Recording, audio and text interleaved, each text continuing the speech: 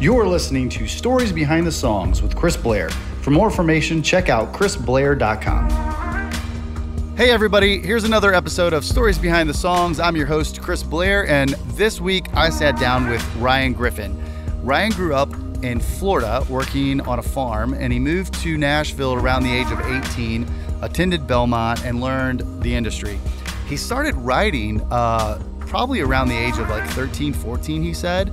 And he's going to talk about all of that in this episode. But when he moved to Nashville, he started going out on the road with Jason Aldean during Aldean's early years. He was doing tour managing and a bunch of different things.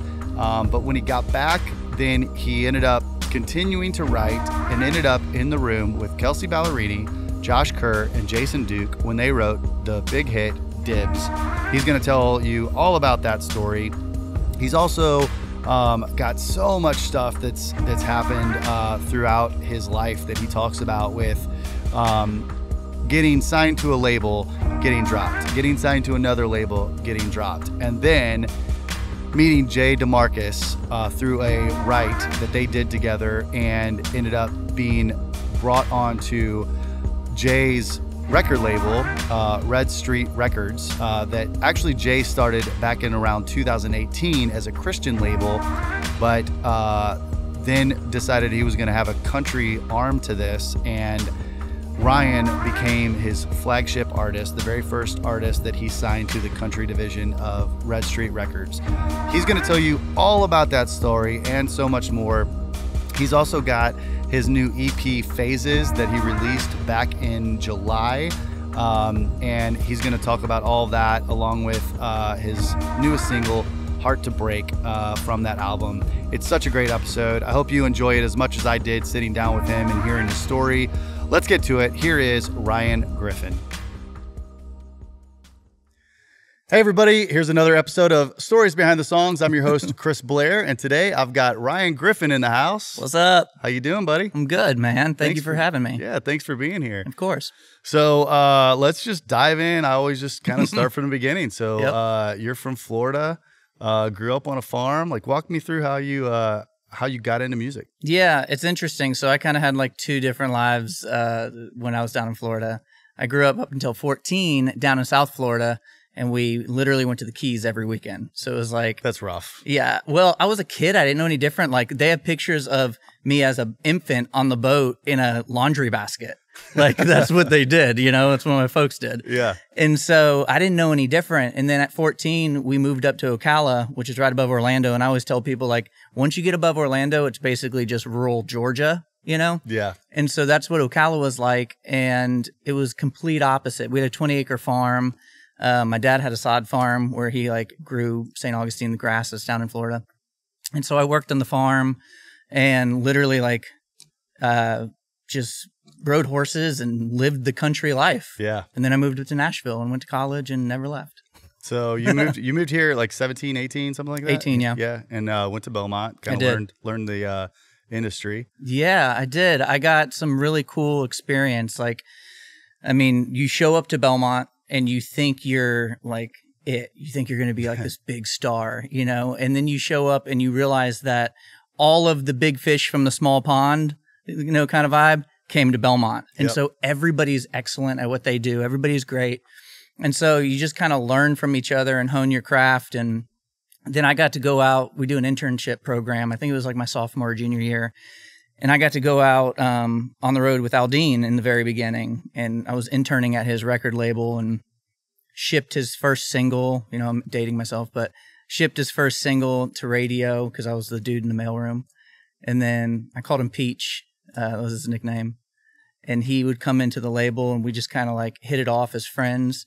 And he's like, hey, Griff, you want to come out on the road with me? I need some extra hands. And I ended up staying out there for, I don't know, 8 months to a year, something like that. And just kind of deferred a semester from college and learned so much. It was crazy. I remember there were like, there'd be 100 people or 60 people in a club in the very beginning. And then at the end of his show, you know, there'd be half as many people in there. Then his song went, because nobody knew who it was. Yeah. And then his song went to country radio. And as soon as Hicktown took off, he'd be like, hey, man, is there anybody out there at the show, you know, out in the parking lot or whatever? And one day I remember walking up and being like, hey, you need to look through the curtain of the bus. And there was a line wrapped around the building. And it literally was like from one day to the next, it seemed like. It was the craziest experience. Wow. Yeah. Yeah. It is nuts how, and we're going to get to it in a minute, but you've got some new stuff coming out. And so we're waiting to see that with you. Like, dude, from your lips to God's ears, you know, right. You never know. It's a completely different industry today. Yeah, it is. You know, it's way, way different. Yeah. All right. So when did you first start singing and like picking up the guitar? Depends on who you ask. You talk to my mom and she's like, you were humming melodies before you were like putting together full sentences. My brothers would tell you I was the most obnoxious younger brother to have. I have two older brothers, and I used to sit in the middle and in the back of our station wagon, and I would sing every time like Dolly Parton or George Strait or Vince Gill came on. Those were like my three. Yeah. I would just sing at the top of my lungs in the car, and thankfully I could actually sing. Like I had, you know, good pitch even back then. But my brothers would just be like, Mom, make him shut up, make it stop. Because I was just always singing. Yeah. But from there, I knew probably around, I don't know, 14, probably when I moved to Ocala. That's when I really started to chase it because I had some opportunities. There was like a guy named Paul Rogers who was in that regional circuit, and he kind of took me under his wing, and I would be like his roadie, and then he'd let me hop up and sing a song with him, you know, on these clubs, you know, just around Florida and Georgia. And my parents were crazy enough to let me kind of like go on weekend trips with them, you know, and just go out there and get the experience. And so once I kind of got that bug, I started playing like my own shows around Ocala, and then the Strawberry Festival and 4-H clubs, and literally any stage that would let me stand on it and play songs. And I played a lot of covers and some originals that my brother and I wrote. You know, he wrote poetry, and then I kind of would write the melody to it, and that's how I got started in songwriting as well. But that's cool. So when was that? How old were you then? I was probably like 14 to 16, right in that range. Awesome. Yeah. All right. So then when you got to Belmont, were you focused on more of the songwriting at that point or artistry?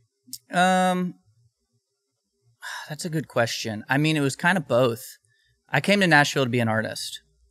I knew that songwriting was an aspect of it, but it's never anything that I like. I didn't come to Nashville to be a songwriter. I came to Nashville to be an artist, but I knew songwriting was going to be my like, my way to get there. And so when I graduated Belmont, I ended up getting my first pub deal with a boutique company, guy named Dan Hodges. Yeah. And he just kind of helped me develop as a songwriter, got me in the rooms, and that's where, you know, iron sharpens iron. That's like where I kind of started honing the craft for songwriting. But the whole goal has always been to be an artist, you know? Yeah. Yeah. All right. Well, we're gonna get there in a little bit. But before that, so you're working on songwriting. Yeah. So walk me through like what that progression was like and getting your first pub deal. So Belmont had a huge part in it. I played the country showcase, ended up winning the country showcase, went and played Best of the Best. And that's when Dan Hodges was there, a publisher. He then approached me after college, and he actually approached me my senior year, I think it was, or junior year, one of those. I get timelines, dude. Yeah. I'm not your guy. But they tried to sign me to a publishing deal over at Murrah Music, which Roger Murrah was a legendary songwriter and had a publishing deal, a publishing company at the time. And my attorney was like, yo, it's your first deal, but if you were my son, I would tell you to run. Like, this is not a good publishing deal for you. So I took his advice, and I just kind of went out and did my own thing and had part-time jobs in between. You know, I was hustling, trying to make everything work. I've been everything from a valet to, you know, dressing up and being like a character that shows up to parties and just random stuff that you can, if you can imagine it, I've done it. And so I was kind of doing that. And then Dan started he kind of branched off from Murrah, started his own publishing company. And I was one of the first people he signed. And I trusted him at the time. And it was a great experience for me.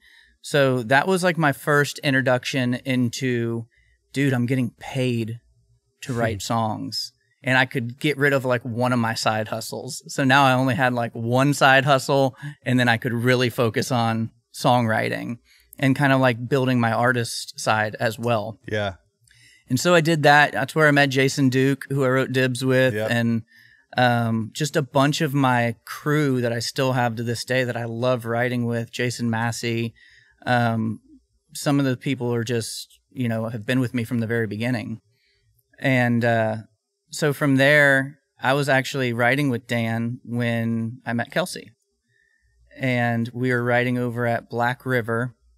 That was her publishing company. She didn't have a record deal at the time.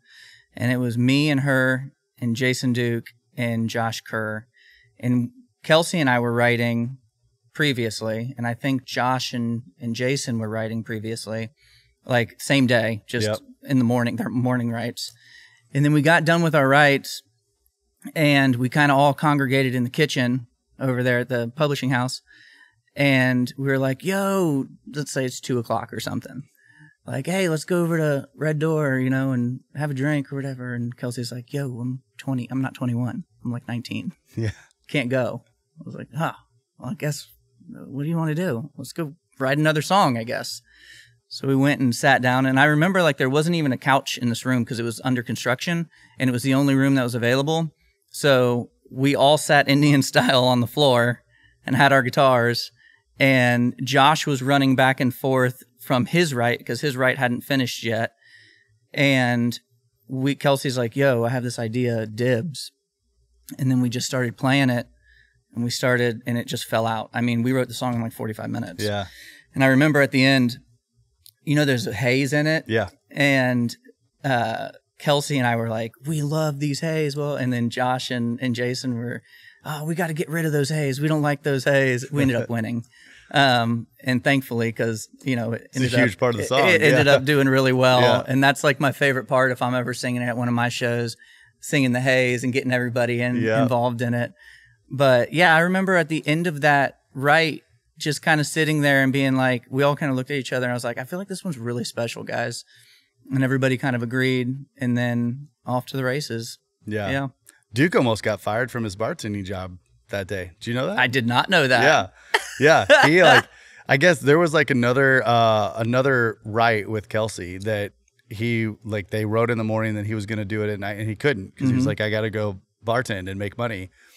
And they wrote another great song. And he said that like when you guys were all getting back together, he was like, oh man, yeah, I don't have anything going on. But he was like, I'm gonna get fired. Oh, and so he had to actually work that night? And he literally like left the, you really don't know this? No, I don't know this like part. right before that second write that day, he like is going down the hall, like calling everybody he can to get his shift covered at the bar. And he was like, I mean, I'm not coming in. So yeah. You guys are going to have to figure it out. Yeah. It was a good move. So wow. Yeah. That's incredible. I'll have to talk to him about that one. Yeah. And get on all you guys to just not go, okay, Kelsey, I'll see you later. We're going to Red Door. Yeah. I mean, she's a beast when it comes to songwriting. So it was always a privilege to sit in the room with her, even at 19, because she just has a way with words, and you've seen it throughout her whole career. Yeah. She's pretty incredible when it comes to that. Yeah. So, so what happened after that? Like how did things start to unfold after Dibs comes out? So a couple things happen. Like you start to feel a little bit legitimate, you know, it legitimizes you. And so you walk into rooms with a little more confidence, which is a great thing. You know what I mean? Anytime that you can, Duke and I were actually talking about this the other day. And anytime that you can kind of build your confidence, it's like, then you walk in and you just start writing better songs and you start building better relationships and all that kind of stuff. And from that point, I'll never forget, it was probably, I don't even know timeline wise, but let's just say it was a year later. I was actually on Sony at the time. And so there was a minute where we were like, is this a guy song? And then everybody was like, nah, it's a girl song. And so Kelsey ended up recording it. And so I was in this process at Sony, signed as an artist. And the guy who signed me, Gary Overton, he was the president of Sony at the time, he kind of got I don't know if ousted is the right word, but he just got let go, basically. Like, he moved on. And Sony went through this 8-month stint where they had no leadership. Well, when they had no leadership, they froze all of all the baby acts, the new incoming acts, and they didn't let us do anything really. So I was just writing every day and, you know, trying not to be too frustrated that, you know, I have this record deal, like think I'm going to be huge and famous. And it's like finally made it to the NFL, if you will. And now I'm just like sitting there. So 8 months, year goes by. Randy Goodman comes in, who's now still currently the head of Sony. Wonderful man, like love that dude. He came in and he let go of all the baby acts, basically, and like was clean slate, wanted a clean slate. Well, all of us that got signed, next thing you know, we're back out on the street again. Mm-hmm. If you know anything about Nashville, it's like, man, you get a record deal, you kind of get tainted, and it's like people don't want to touch you with a 10-foot pole. And so I was like, I don't know what I'm going to do. And about that time, so I had lost my record deal. I had walked away from my publishing deal with Dan because it just didn't feel like it was the right, when it was time for me to re-up, it just didn't feel like the right fit anymore. And so I was literally sitting there going, I just had it all, and now I have nothing. Like, I'm back at square one again. And so obviously the bills keep coming in, and the money stopped coming in, and had to go back to hustling, you know, getting the side jobs and all that kind of stuff, but still writing because I had a community. I didn't want to lose that community of writers. Yeah. And so my wife and I were sitting down at our little nook table in our house that we had just bought, and we have a stack of bills over here that have to be paid immediately. I'm talking like mortgage, lights, electricity, water. Then we have a stack of bills over here that we could probably push off another month. And I just remember failing because we had just gotten married not long before that. You know, as the man, I want to provide. I want to like provide stability at least. And I'm sitting there and I'm like, I'm failing miserably here. How are we going to pay these bills? The next day, Kelsey calls and says, hey, Griff, guess what? Remember that song Dibs we wrote? Yeah, it's going to be on my first record. I can one-up that, though. It's going to be my second single to country radio. And so as soon as that happened, I was like, praise Jesus, you know? Yeah. And who knows what's going to happen, but at the same time, I was like, yes, this is amazing. And so that song ended up going #1. Josh Kerr and I, one of the songwriters on that song, were standing on a stage at the, what was it called? Piedmont Theater, I think it was called. Or Piedmont, something like that, in Austin, Texas. And it was this beautiful theater, about 1,500 people. We were playing a charity benefit. And I remember one of the radio reps from Black River was with us. And she was standing side stage over by the curtain. And we're playing our set. And it's Saturday night, and the chart's about to close. And Dibs is at #2 for the second week. And it's not. It's like, is it going to go #1? Can we make it go #1? And we'd look over in between each song, and if she wasn't looking at us, we knew that it was bad. If she was looking at us and like thumbs up, then it was like, yo, we have a chance. We look over, we have one more song to play, and she won't make eye contact. And we're like, oh no. Man. Yeah. We get done with our last song of the set. We look over, and she is jumping up and down. We literally, it was like, the closest call, couple hundred points, which is nothing. We ended up squeaking out that #1 and getting the #1 with Dibs, and we celebrated like crazy that night. Ended up all getting these little tattoos. It's just a little heart, but it's like on my hand, on my heart, you know, that kind of thing, just to commemorate it. And, you know, it was just such a crazy turn of events, how all that happened. Yeah. And wow, how cool to be with Kerr and like be able to celebrate that. It was a really special moment. Yeah. That's awesome. This episode is brought to you by Sennheiser microphones. When we first started this podcast, we were using some older microphones, and Sennheiser came in and sponsored us and gave us some MK4s and 914s. And I mean, I'm telling you, it's made all of the difference in the world. We love these microphones. We use them at the listening room as well. And I just can't say enough great things about them. Go check out Sennheiser.com. If you are into music in any way, their microphones are hands down the best on the planet. Go check them out, Sennheiser.com. And thank you, Sennheiser, for the support and the sponsorship. We love y'all. What would you say your favorite song that you've written is? It's a good question. I think that's tough, man, because I feel like I have seasons of my life.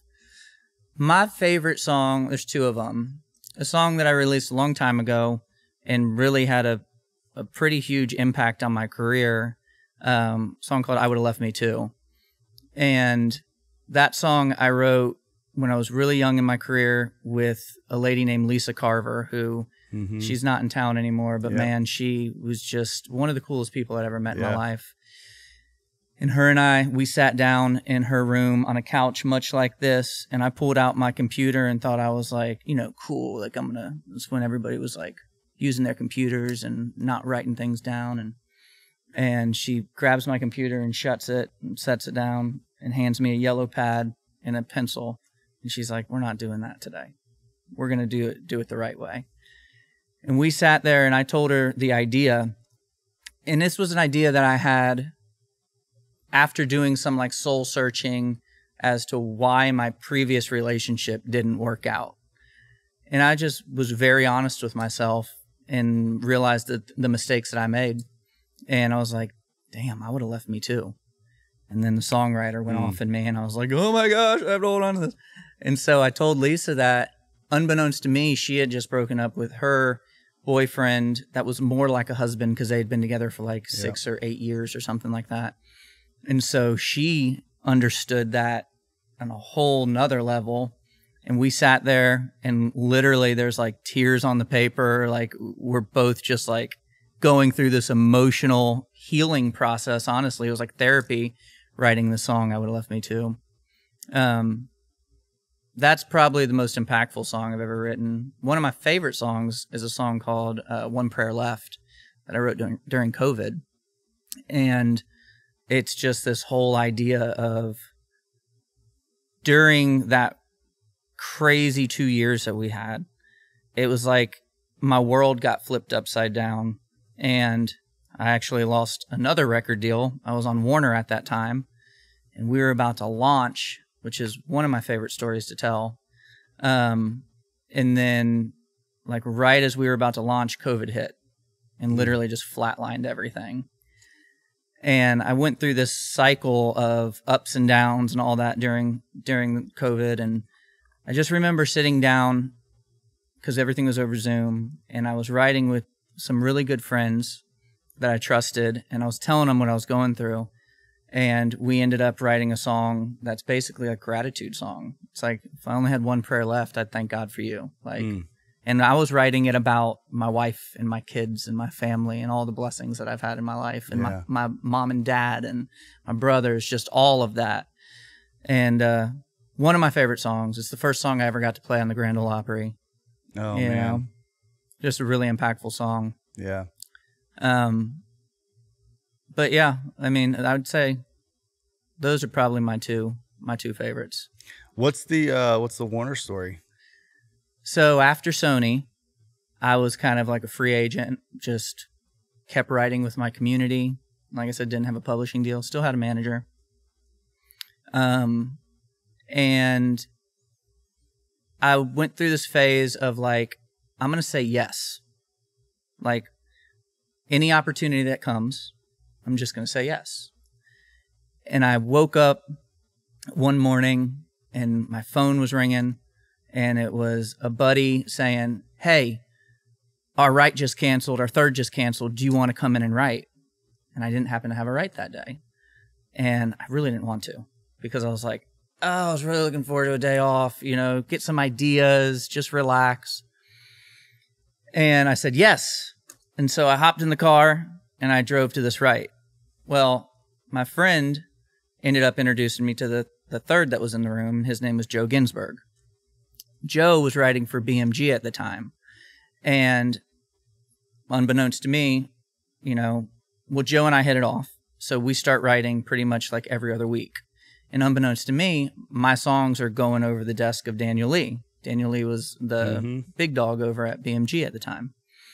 And I get a phone call probably 6 months after starting to write with Joe. And Daniel Lee goes, "Hey, this is Daniel Lee. You probably don't know who I am. I'm over at BMG. And I just wanted to tell you, man, I love your music. I don't look at the names of the writers when songs come in. I just listen to the song and then I go back and look." And he's like, I got to a point where every time I could hear you in the song, like a vein of you in every song. Wow. Best compliment I've ever got. Yeah. And he said, "I'd love to sit down and talk with you." So we literally sit down at coffee and he goes, "I want to offer you a pub deal. Tell me what you need. I'll make it happen. I don't want to negotiate. It's not one of those things." He's like, "Just tell me what you need." So I did, and he made it happen. And so now I'm signed to BMG, just out of the blue. Boop. And I'm like, this is amazing. I have this huge family, this huge team. The top dog over there is like, believes in what I'm doing. This is cool. Then he calls me up and he goes, "Hey man, this is twofold. I was waiting, confirm everything, but now I can tell you. There's a guy named Mike Busby. Have you ever heard of Busby?" I'm like, "Yeah." He wrote Try for Pink, found Maren Morris, produced and wrote most of her first record, Carly Pierce, Lady A, just feel it like he's written songs for everybody. And he was looking, he'd only worked with female acts in Nashville up until that point. And he was the only guy still to this day that could balance living in LA and working in the pop world and being successful there, and also living in Nashville part-time while having a family and being incredibly successful in Nashville. Only guy I've ever seen do it and do it well. And anyways, he's like, Busby's looking for a male artist and I'm kind of his A&R guy. And so I'd love for you guys to meet. Let's do that. So we went to Urban Cowboy. We had my first Vucare, which I've never had a Vucare before at this point, but it's like, a bourbon drink. I don't even know what that is. Yeah, it's like an old-fashioned kind of, but way more intricate. Like, there's a whole bunch of stuff that go in it. Like, if you get somebody that makes a good one, it's delicious. And we just sit down and talk, and we start geeking out about Brian McKnight. Brian McKnight was like George Strait, Keith Urban, Vince Gill, and Brian McKnight. That's my upbringing. Like, when I hit middle school and started like diving into my own music, he was the guy, because I was like, dude, he uses his voice differently, and I want to learn how to do that. So I'd sit in my bedroom and just like listen to his runs over and over your again. brothers. Exactly. Yeah. And they'd be pounding on the wall. Shut up. But anyways, we start geeking out over that and like the deep cuts and stuff. And then I get a call from Daniel Lee, and he's like, "Hey, Busby wants to write." So then we start writing together and we hit it off. And then we started recording a record together. And then from there, we end up getting signed to Warner Nashville. And, we're like blasting off. Go to LA, shoot this big music video for a song called Right Here, Right Now. Everybody's just on fire. It's awesome. Like, I can feel it. Like, this is my moment. Everybody says like you have a moment.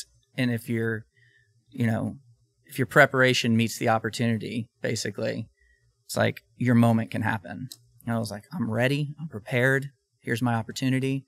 And COVID hits.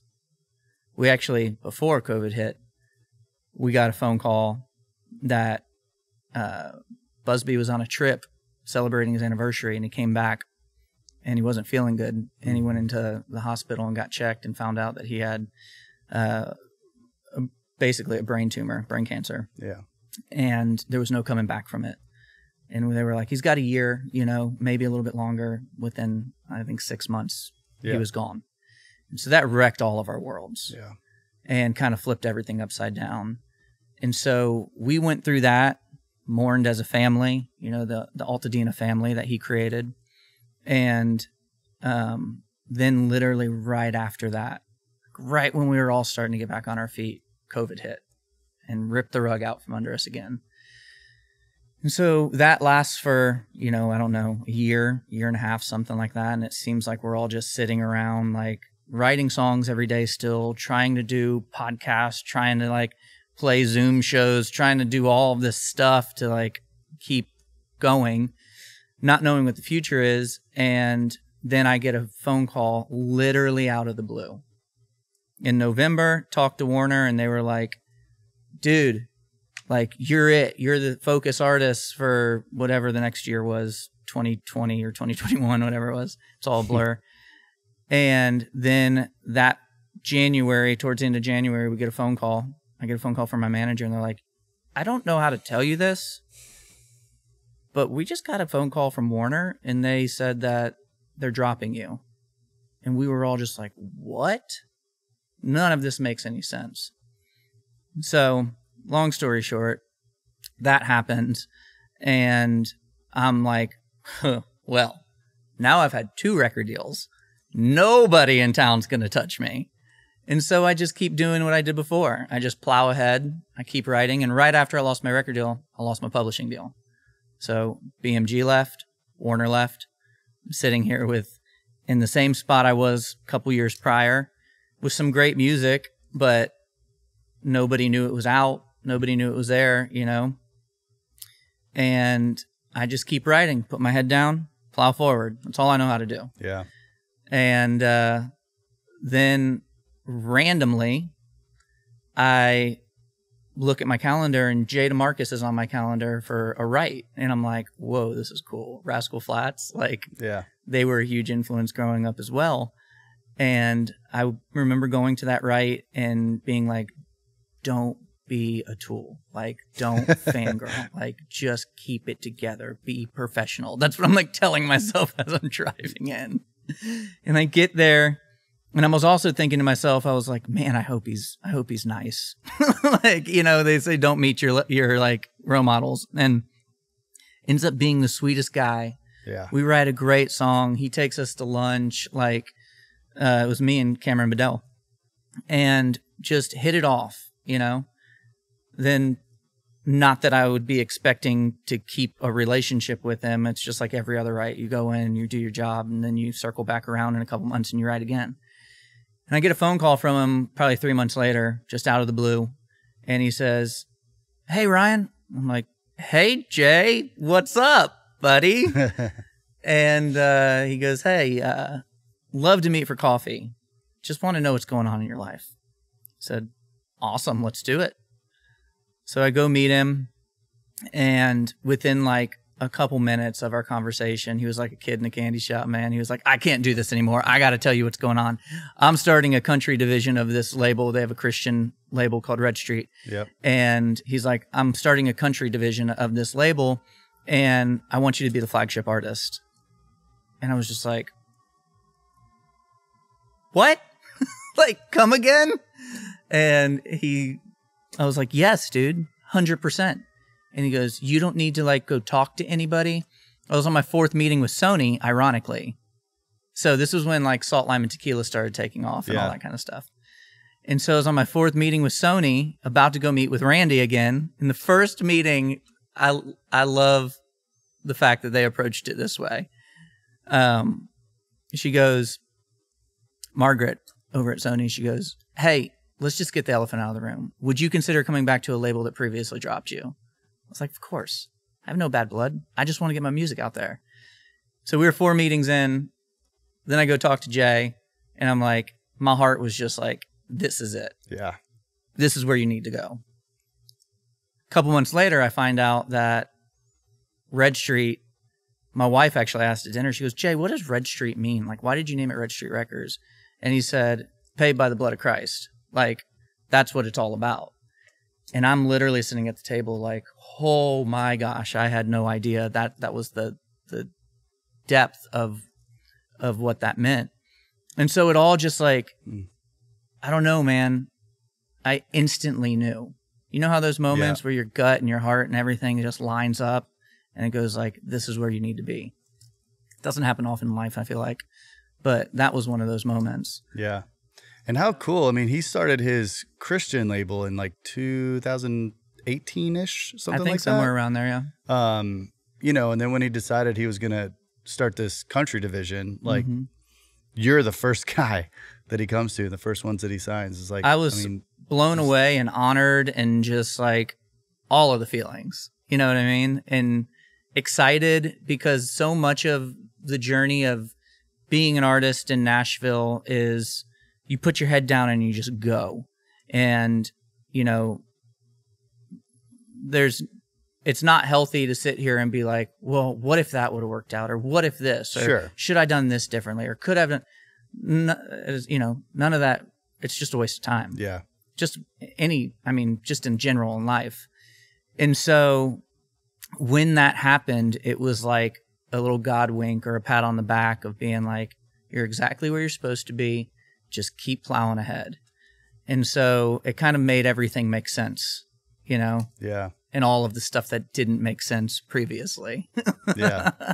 Man, I love that. Thank you for sharing that. Of course, dude. It's such a great story. It's been a crazy journey. So let's shift to what's going on now with Red Street. Like, last year you had like 260 something dates out on the road. Yeah, dude.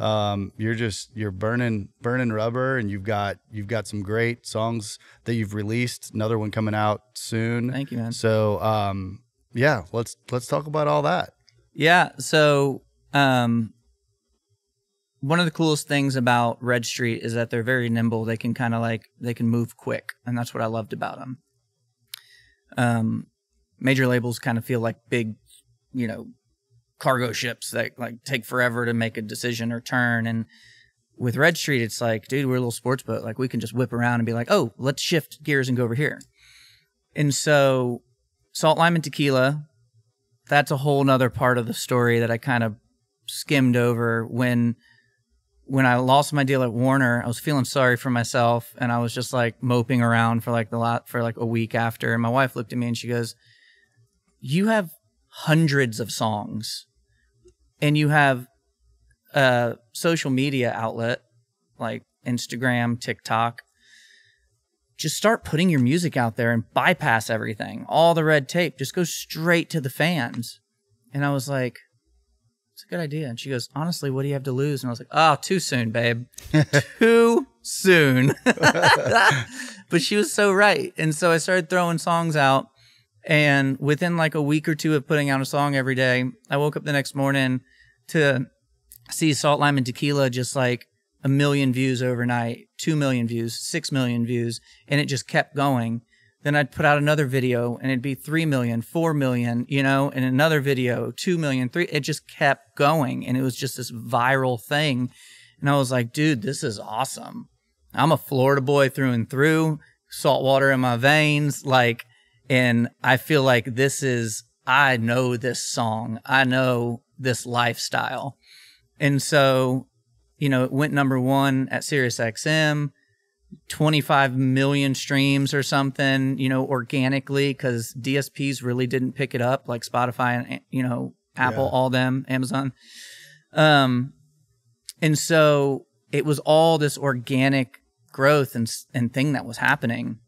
And so I was just holding on, man. I was white knuckling it, just like, woohoo, let's go. And so about a year later is when I signed with Red Street. And they said, we want to take Salt, Lime, and Tequila to radio. And I was like, heck yes, we do. Let's roll, boys. Yeah. And we hopped out on the road last year. And it was interesting. It was radio tour and festivals and radio tour and a fall tour. And all of this just combined ended up being about 260 something days. And I think I calculated I was on like 150 flights last year, because so much radio tour is like 2 flights a day, you know, flying in, doing radio in the morning, hitting another little city that's close and doing an afternoon radio lunch, hopping on a plane, going to dinner somewhere else in another state, you know, that kind of thing. And it was a lot. It was a whole lot. And we were a new label, and it was just, let's go. You know, and we'll figure it out as we go. Yeah. And that's kind of how it was. And it ended up being awesome. Like, I met a whole bunch of radio people that I adore and I love, and have built some amazing relationships with those guys. And, you know, we pushed Salt, Lime, and Tequila as hard as we could, and got it out there. And I'm so thankful and so proud that we were able to do it. Yeah. You know, because I didn't see a plan, you know, prior to Red Street hopping on board. I was just like, all right, let's ride this ship until it, you know. Do you feel like you have so much more appreciation though? Oh, 100%. Like, you know, I mean, what if the first one hit, right? Yep. Or the second one? Yeah. You know, like to be dropped by 2 labels and keep going. I mean, how many people would have just packed up and gone back to Florida? Yeah. You know, I mean, I see it all the time. We both do. I mean, there's, you know, so much talent in this town, and like, you know, it's a lot of no's. Yeah. And man, I commend you and you know, just how good you are to just keep driving through that. And then, yeah, like the appreciation of like, might not have been the way that you wanted it to happen in your plan, but it was his, Yep. you know, like, yeah, so, man. It's a good place to be in, a good spot to be in now. You know, there was a lot of stress and a lot of worry along the way, to be completely honest. You know, it's just like anything else in life, especially when now it's not all about me. It's about me and my wife. yeah. Now it's not just about me and my wife. It's about my 2 boys. You know, Levi's about to be 8. Jude's just turned 3. And the 18-year-old dream looks a lot different now as an adult, as a father, as a husband.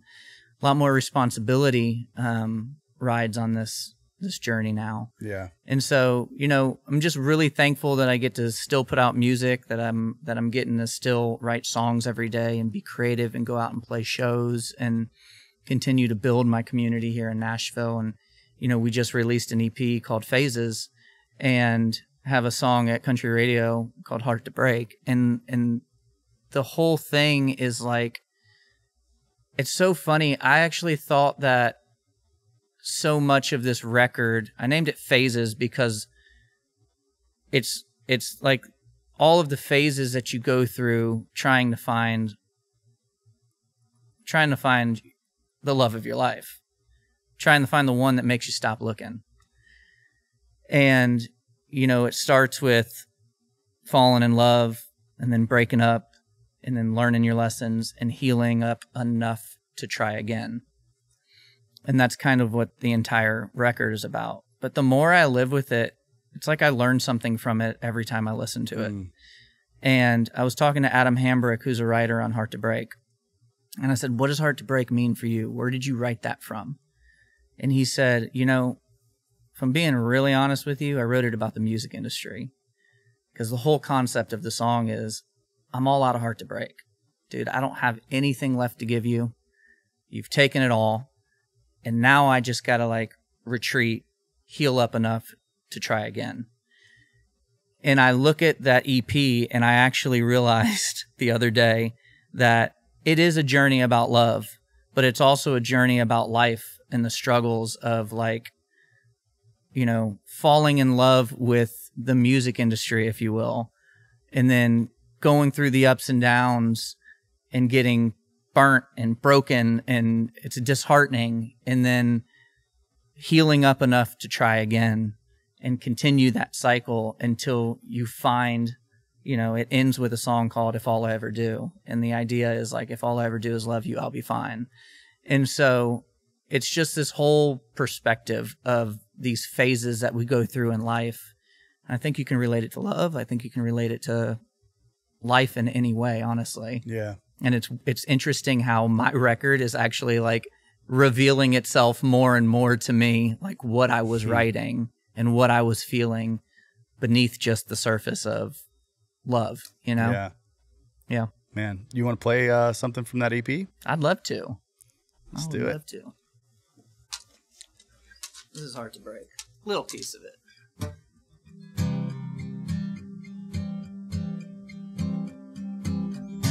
You'd never know if she didn't tell you. She won't tell you. She's out there dancing, hiding it well, yeah. She's beautiful, got every eye on her. Oh. No, you ain't the first take it personal if she don't want to talk. You've got to understand that girl has heard it all. She'll drink the drink you buy, and then she'll walk away. She's just all out of heart to break. So good, man. Dude, it's so funny when Adam said that. It was like, yeah, I get that. I get that journey. Our journeys have kind of paralleled each other. You know, he had a deal on Universal and all that kind of stuff. And it's just interesting how music can be interpreted in so many different ways. Yeah. You know? Yeah. Man. Well, thank you. Thanks again for being here and sharing part of your story. Can't wait to get back together and talk about what happens next. Yeah, bro. I will say, I think I mentioned this to you earlier. We're at the listening room right now. Yeah. And I have, throughout that journey of being broke as a joke and like trying to figure out how I'm going to provide and how I'm going to pay bills, I have sat on this stage many, many, many times. And because of this stage and what you've created here, I've been able to like survive as an artist. So I appreciate you pouring into this community too and giving us a place. Oh, thank you. Yeah, man. Means a lot to have people like you up on the stage, so that's why we do it. Thank you. I can't wait to get back on it here soon. Yeah. Well, as we wrap up, I always end with the same question. Yep. So if we go back to 8-year-old Ryan in Florida, okay, everything that you've been through, everything that you've learned, the whole journey, what advice do you give yourself if you go back and talk to 8-year-old self right now? That's really good. I'd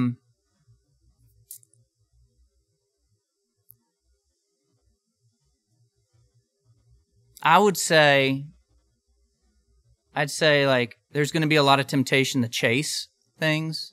There's going to be a lot of temptation to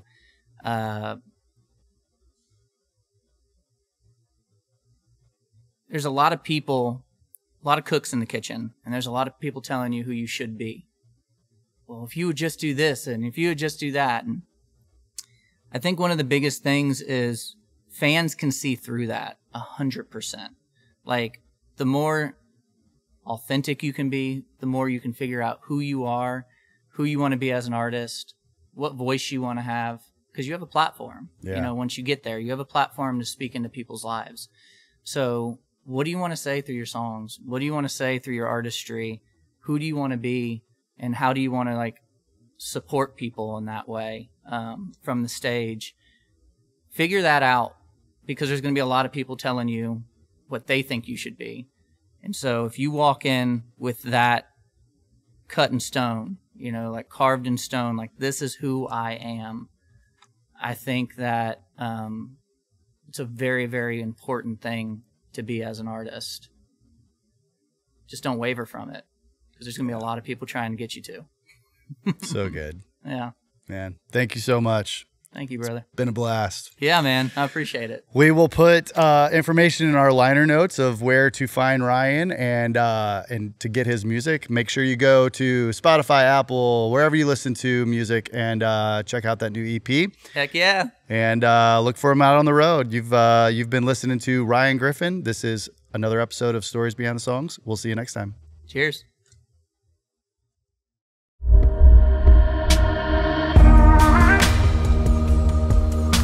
This has been an episode of Stories Behind the Songs with Chris Blair. For more information after the show, head over to chrisblair.com. That's where you can find information on these episodes, trailer notes, video links, all kinds of great stuff. Also, make sure to leave us a great rating on iTunes. Like and follow us on Spotify, YouTube, wherever you listen to podcasts. Leave us a comment. Let us know what you think. I really hope that you think this show is awesome, and we really appreciate the love and support.